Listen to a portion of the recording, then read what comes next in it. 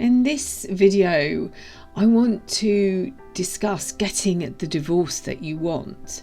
I want to share with you 4 things that you can start implementing today that will help you take control and discover what you want from the divorce. Not being manipulated into a divorce that doesn't work for you. Hello and welcome to the Divorce Sanctuary. My name's Elizabeth Goddard. I'm author of Finding Lily and the A to Z of Emotional Abuse. On this channel, I talk about healing from emotional abuse and divorcing both physically and emotionally from the abuser. Emotionally divorcing from someone is not feeling anything about them when you hear their name, not ruminating about them. It's being free on every level. And it doesn't matter what they do, they say, how they trigger you or attempt to trigger you, because they won't. You feel nothing and you're finally free. If you're new to the channel, please don't forget to like and subscribe. And if you're returning, welcome back and thank you so much. And thank you so much to all my new subscribers over the last few months. In fact, over the last year or so, it's just been phenomenal. Thank you for your support. Divorce is a difficult process. It's the ending of something that you committed to.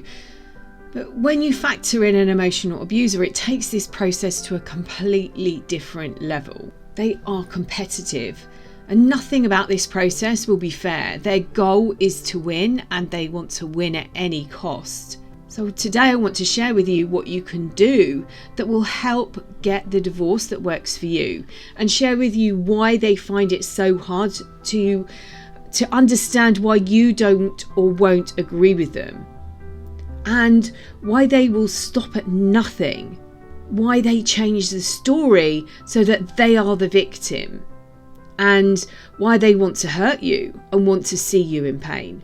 And at the end, I'm also going to share with you 4 ways that you can empower yourself and save your sanity. Because of their controlling and manipulative nature, they have already gone through the negotiation process, and this was done without you. They find it hard to understand why you won't or don't agree with what they want. And because of their childish nature, they will stop at nothing, changing the story so that they are the victim, smearing your character. You probably thought the hardest part was over. You had left or you were discarded. And you're starting to get your life back together, and all of a sudden you're faced with divorce. The abuser's biggest fear is being abandoned, so they created strategies and scenarios to ensure that they are in control and this won't happen. They lie, they manipulate, they turn everything around. So what they did to you is now what you did to them. They want to hurt you. They want to see you in pain, and this is the perfect place for them to do it.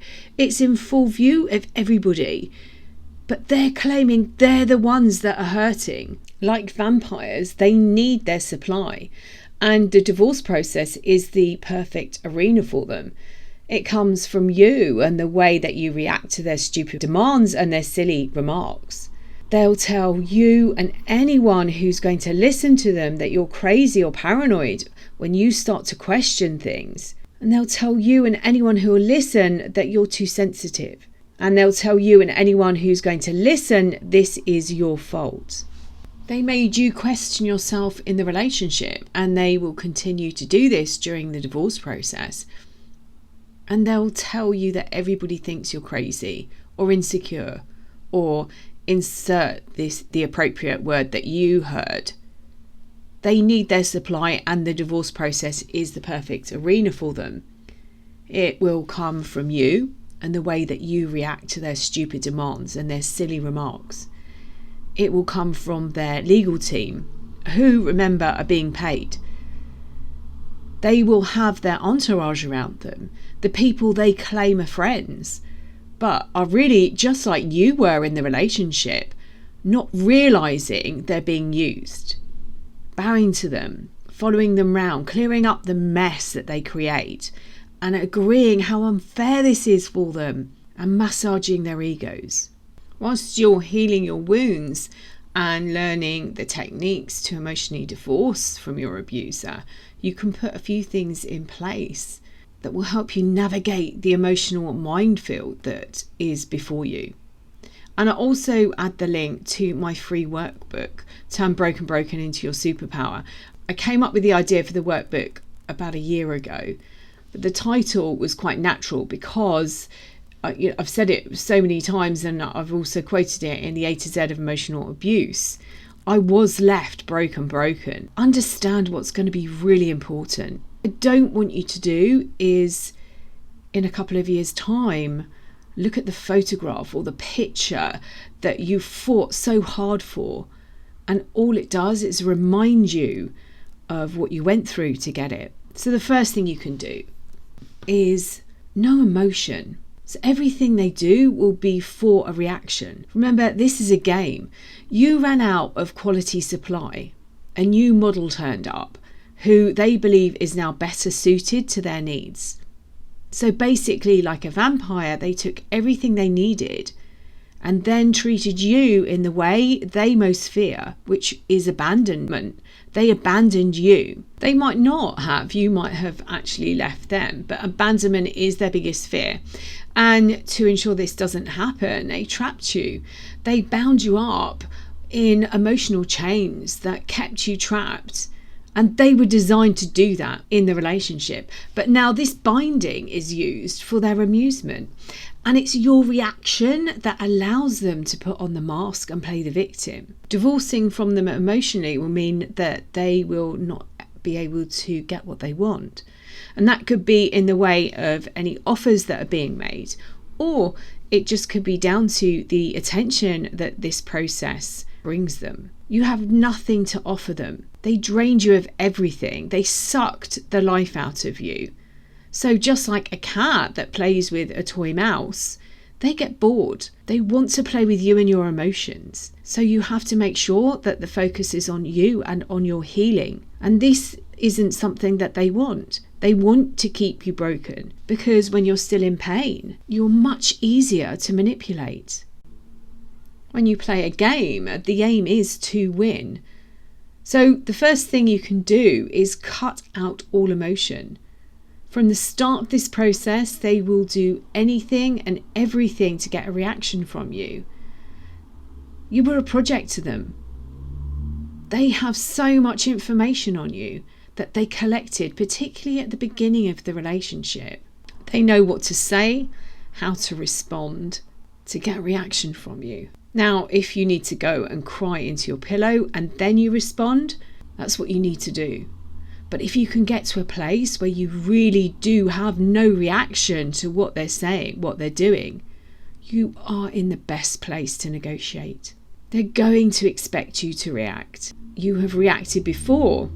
They'll be waiting for you to reach out. This is all about power and control. And they're always looking to validate how powerful they are. You are meant to react. If you're still trapped in their bonds, the craving for their attention is going to be huge. And you're going to need to be really, really strong. You need to break these cravings, but they won't want you to. So the better way to deal with this is to divorce first emotionally and then negotiate. They won't want this because as soon as you start to recover and start flexing your empowerment muscles, they know they're going to lose something. Your two best friends are going to be breathing and grounding. In the description box below, I will also put in some links to videos that I've recorded. So the second thing you can do is no oversharing. Oversharing has perhaps increased with social media, so step away from that. They are slippery little suckers, and even if you manage to block them, they will find a way of discovering what's going on. If you feel the need to let everybody know what's happening, how you're feeling, and you start to type your post, just allow that to flow out of you, all those emotions. But before you actually press change the settings to edit audience and select only me. Also, check in with your communication and see what you're sharing with your solicitor or with their solicitor. I want you to think how this looks. You are in pain, and yes, they were perhaps cheating, or they've cheated in some way, whether it's out financially or physically. They've done something to hurt you. Your oversharing might be seen as a jilted partner. Remember, they are actors and they perform. And they have built up an image of you. They have these flying monkeys going around attacking your personality, massaging their egos. You know who they are. And over time, others will be treated in the same way. But at the moment, the abuser is feeling safe. The court process isn't set up to deal with this. So although you might feel good in the moment, you might regret oversharing their behaviour. And keep reminding yourself that this is what they want. They want a reaction from you. They want to prove how crazy you are. They want you to prove what they've been telling everybody else. And the third thing you can do is stop defending yourself. As part of their games, they will accuse you of all sorts of things that aren't true. And they will fabricate the truth. Do not defend yourself. Don't give reasons why, and don't respond if you don't need to. It's a distraction tactic.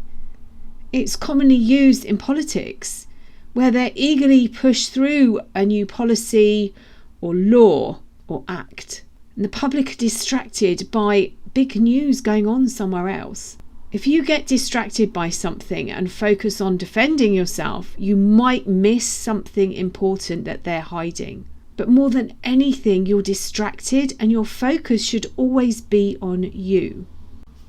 And the fourth thing you can do is no justifying. Don't justify your behaviour. It's very similar to number 3, is about falling for their games.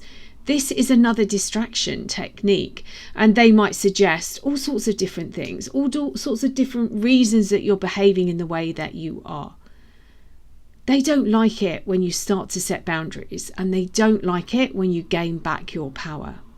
You have to remember they had a meeting, and it might have been at the time that you were separating. It might have been when they were planning their exit. It could have been right at the beginning of the relationship. At this meeting, it was just themselves. They planned what was going to happen during the divorce process. And depending on who has the most assets, it was what they were going to claim from you or what they were going to pay out. They want to win at any cost, and they really don't care by how much, as long as they win. The aim is to win and to make you pay in some way. So it might be monetary, but it might also be with your mind or your soul. Although the relationship is over, as an object you hold no value, but the process does. You're not a person, you're a thing to them, an object. And that's why it was so easy for them to walk away from you without a backward glance and to move on, leaving you to clear up the mess that they left, leaving you feeling broken and worthless. This is the final discard. They didn't come back this time. You were a project to them, much like a project manager creates spreadsheets with all the information of tasks that they need to complete and the ones that have already been finished. So does your emotional abuser. He or she knows exactly what they need to do to hurt you next. They know exactly what your triggers are, and they know what to say and how to execute it for their pleasure.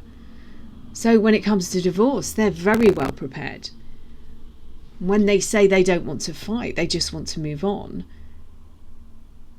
they really do mean it. They don't want you to fight. They just want you to move on. When you divorce emotionally, you're in a stronger position to say no.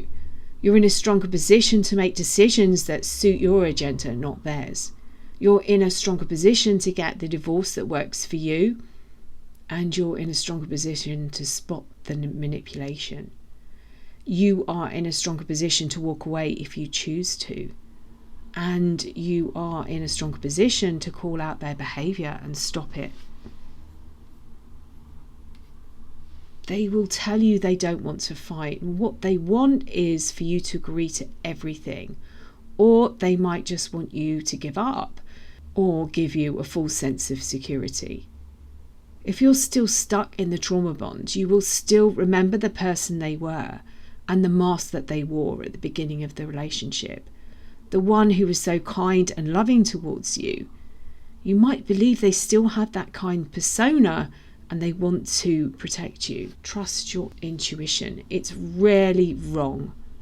It is going to be rare that you actually get proof from the abuser. This feeling is your proof. Find a tribe who know how to support you. You can come over to Facebook and join us in the Divorce Sanctuary. It's an amazing supportive space where women are supporting each other on various different levels and where they are in their relationships. Some are at the point of wanting to leave, and others have actually gone through the divorce process already but still need support, emotionally divorcing from their abuser. Set boundaries and make sure you stick to them, and check in with yourself and ask how you're actually feeling and if it's what you really want. As I said, I don't want you at the end of this divorce process to be sitting staring at a picture that reminds you of what you went through, how much of your soul you had to give up. So 4 things you can do today to help you through the divorce process. There's no emotion, no oversharing, no defending, and no justifying.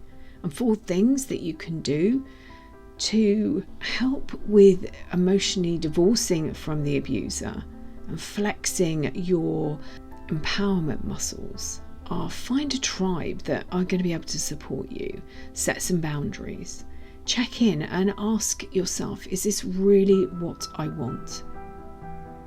Trust your intuition.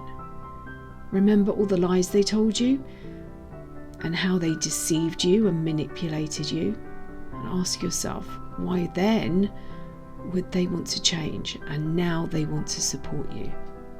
I hope you found this useful. If you'd like to find out more ways of working with me, either one-to-one or buying my books or downloading the free workbooks, I'll put all the details below in the description box, along with the meditations that I spoke about earlier. This really is about emotionally divorcing. It doesn't matter whether you're in a relationship that you were married to this person or whether you just breaking away. Emotionally divorcing is the key to moving on with your life. Sending you loads and loads and loads of love.